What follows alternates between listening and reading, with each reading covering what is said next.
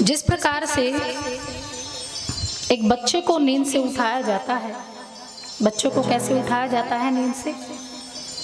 माताएं कैसे उठाती हैं कि बेटा उठ जाओ, उठो, मुंह धो, स्नान करो, स्कूल के लिए तैयार हो। माताएं बच्चों को उठाती है ना। ऐसे ही कहती हैं देवउठनी एकादशी पर कि ठाकुर जी को ऐसे ही उठाया जाता है। और ठाकुर जी को उठाते हुए जितने भी भक्तगण हैं और जितने भी देवतागण हैं, मृत्युलोक में भक्तगण और गोलोक धाम, साकेत धाम, जहाँ भी देवतागण स्वर्ग में निवास करते हैं, वो सभी देवता भी भगवान को जगाते हैं और नारायण भगवान से प्रार्थना करते हैं और कहते हैं कि हे गोविंद आप उठिए, हे गरुड़ धारक आप उठिए, हे कमलकांत नारायण भगवान आप उठिए। ये विश्व आपके मंगल की कामना करता है, आपसे मंगल की कामना करता है, इसलिए उठकर आप विश्व का मंगल कीजिए। ऐसी प्रार्थना भगवान नारायण से हम सभी को करनी चाहिए। और हमारे यहाँ परंपरा है कि शाम को उठाए जाते हैं देव, तो यहाँ उठाते हैं। तो शाम को जब देव उठाए जाते हैं तो दिया लगाया जाता है और जिनके घर ठाकुर जी हैं वो उनके लिए भगवान को उठाने का नियम बताया गया है कि भगवान को कैसे उठाए। भगवान को उठाते हुए ये भाव रखना चाहिए कि जैसी सेवा हम अपने बच्चों की करते हैं, एक भक्त अपने भगवान की करता है, जिस भाव जिस संबंध से वो भगवान की सेवा कर रहा है, उसी भाव से ही भगवान को जगाते हुए, निद्रा से जगाते हुए।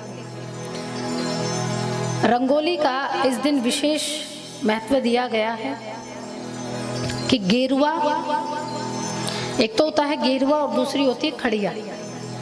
गेरुआ और खड़िया दोनों को मिलाकर रंगोली बनाई जाती है।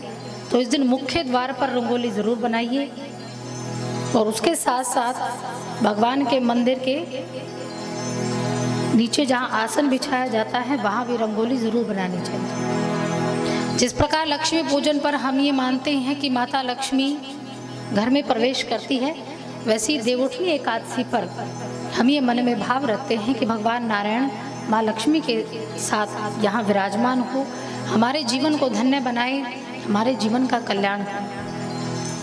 ठाकुर जी को उठाते हुए उनको स्नान करवाइए, चंदन का तिलक लगाइए, नए वस्त्र धारण करवाइए और भोग लगाइए और भोग में फलाहार कीजिए। और जहाँ तक कोशिश हो तो अपने हाथ से बनी हुई मिठाई का ही भोग लगाइए, अपने हाथ से बनी हुई वस्तु का ही भोग लगाइए। बाजार से कोशिश कम कीजिए, क्योंकि बाजार की जो मिठाइयाँ होती हैं उसमें मिलावट होती है।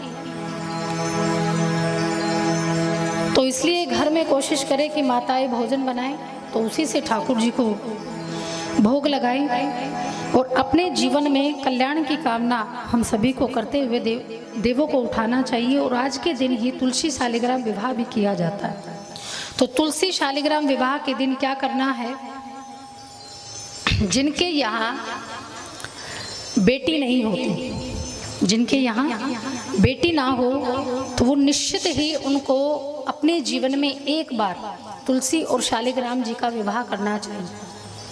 तुलसी जी को बेटी और शालिग्राम जी को दामाद यानी वर के स्वरूप में कन्यादान करना चाहिए। और विवाह करें तो जितनी सामर्थ्यता हो उतना विवाह में खर्चा करें। अगर ज़्यादा सामर्थ्यता है तो उसी के अनुसार हम पैसा लगाते हैं बेटी की शादी में। बीच की सामर्थ्यता मध्यम परिवार से है तो उतना ही खर्चा हम करते हैं। निम्न सामर्थ्यता है तो उसी अनुसार बेटी की शादी करते हैं। खाना वाना, दहेज, गहना, वस्त्र, श्रृंगार सब हम अपनी बेटी को देते हैं। वैसे ही तुलसी महारानी का जब भगवान शालिग्राम जी से विवाह किया जाता है तब विवाह के समय ये ध्यान रखें कि जैसा बेटी का विवाह किया है वैसे ही तुलसी जी का भी विवाह करें। वैसे ही बारात शालिग्राम जी के निकले वैसी भोजन की व्यवस्था की जाए, वैसे ही माता तुलसी के वस्त्र और श्रृंगार की व्यवस्था करनी चाहिए। ये विधान है तुलसी जी के विवाह में। और जो विवाह करवाता है, जो तुलसी और शालिग्राम जी का विवाह इस संबंध को बनाता है, तो उस भक्त का सीधा संबंध भगवान नारायण से हो जाता है। और जब संबंध भगवान नारायण से बन जाता है तो वो व्यक्ति कभी भी नर्कगामी नहीं होता, उसको कभी नर्क का द्वार देखने को नहीं मिलता। और वैसे भी एकादशी का व्रत तो मैंने वर्णन किया था कल भी कि अद्भुत व्रत है। इस व्रत से बड़ा कोई व्रत नहीं है। सभी शास्त्रों में, वेदों में सर्वश्रेष्ठ अगर व्रत की गणना की गई है तो एकादशी के व्रत की ही गणना की गई है। तो इसलिए जीवन में एक बार जरूर तुलसी शालिग्राम विवाह अवश्य करवाएं। तो आज के दिन देव अपनी निद्रा से उठ जाते हैं, देव अपनी योग निद्रा से जाग जाते हैं। तो आज से जितने भी मांगलिक कार्य हैं, जितने भी शुभ कार्य हैं, वो प्रारंभ हो जाएंगे। सनातन धर्म में ये कहा गया है कि इन 4 महीनों में कोई भी मांगलिक कार्य नहीं करने चाहिए, लेकिन आजकल कोई मानता नहीं है। तो जब चाहे, आजकल तो पंडित जी से भी कोई नहीं पूछता, ब्राह्मणों से कोई नहीं पूछता कि विवाह का मुहूर्त क्या है, घर बनाने का मुहूर्त क्या है, किस समय घर बनाना चाहिए, किस समय मंदिर की स्थापना करनी चाहिए, प्रतिमूर्तियों की स्थापना करनी चाहिए। तो ब्राह्मणों से आजकल कोई नहीं पूछता। और यही सबसे बड़ा दुर्भाग्य है हम सभी का कि जब हम ब्राह्मणों से परामर्श नहीं लेते, अपने बड़ों से हम परामर्श नहीं लेते, अपने भाई से परामर्श नहीं लेते, अपने माता पिता से परामर्श नहीं लेते, तो वो चीज़ लंबे समय तक नहीं टिकती।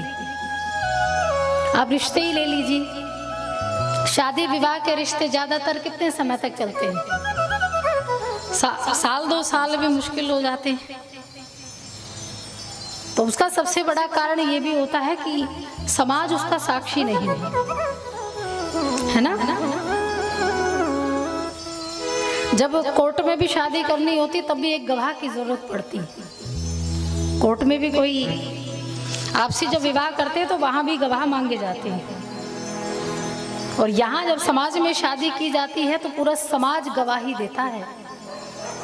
इसलिए समाज में रहकर ही और घर की अनुमति, परिवार की अनुमति से ही हर कन्या को, हर पुत्र को विवाह करना चाहिए। ये नहीं कि अपनी मर्जी से, क्योंकि अगर अपनी मर्जी से कोई विवाह करता है तो वो उसके लिए स्वयं ही जिम्मेदार है, उसके लिए समाज आपके प्रति जिम्मेदार नहीं है।